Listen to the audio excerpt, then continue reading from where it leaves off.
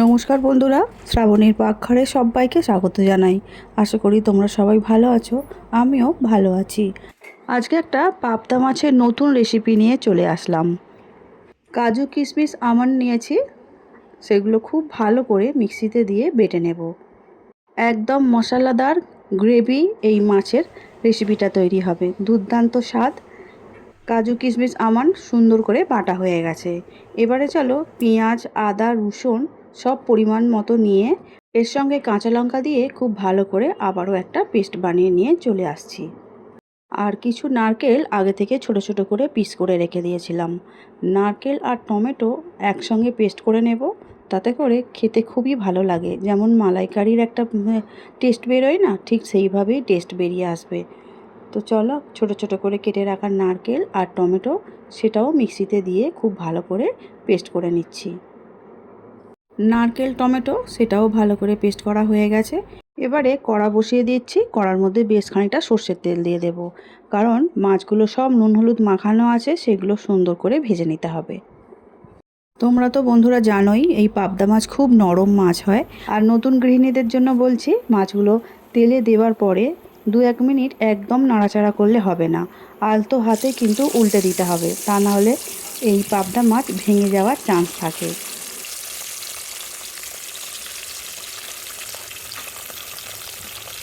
আমিও আলতো আলতো করে তেলের মধ্যে এক এক করে মাছগুলো দিয়ে দিলাম।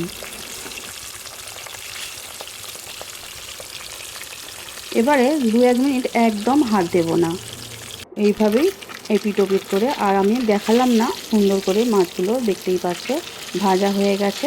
এবারে একটা প্লেটের মধ্যে এই ভাজা পাবদা মাছগুলো তুলে নিতে হবে।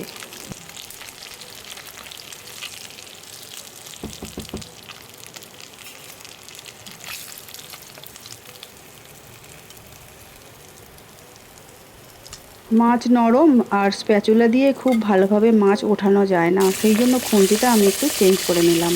আর বাকি মাছগুলো ভাজতে বাকি আছে, সেগুলো তেলের মধ্যে আবারও দিয়ে দিচ্ছি।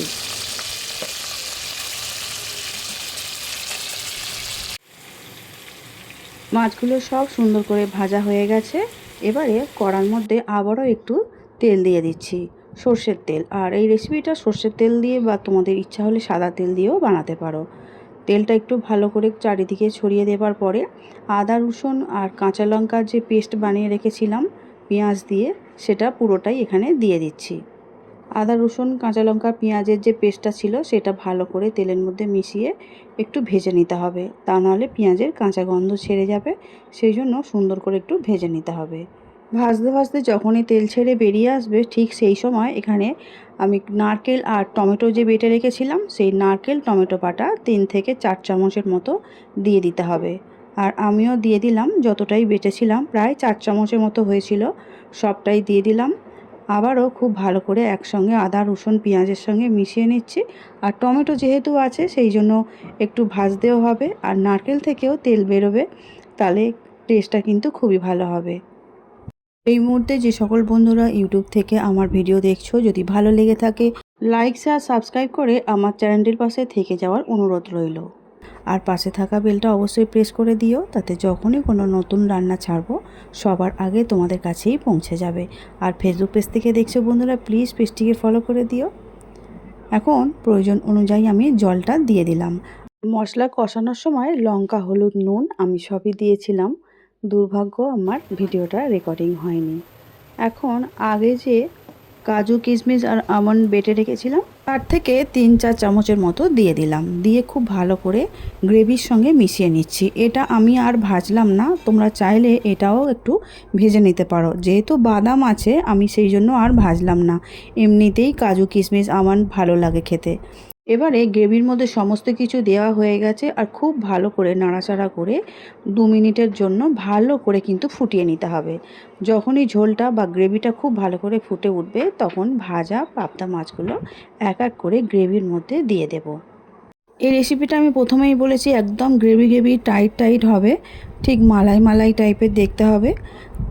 গায়ের গ্রেভিগুলো খেতে দারুণ লাগে, সেই জন্য তোমরা চাইলে অবশ্য এতে একটু পাতলা ঝোল রাখতেই পারো। আমি আজকে আর ওইভাবে আর করলাম না, ওই রকমভাবে অনেক রকম রেসিপি আমার পাবদা মাছের দেওয়া আছে। সব শেষে দিয়ে দিলাম একটু গুঁড়ো গরম মশলা। তো সেই জন্য এখন একদম দেখতেই পাচ্ছ টাইট টাইট পুরো গায়ের সঙ্গে একদম মাখনের মতো সমস্ত কিছু লেগে আছে। আমার রেসিপি ভালো লাগলে সুন্দর করে কমেন্ট করে জানিও। আর ভিডিওটা দেখার জন্য অসংখ্য ধন্যবাদ।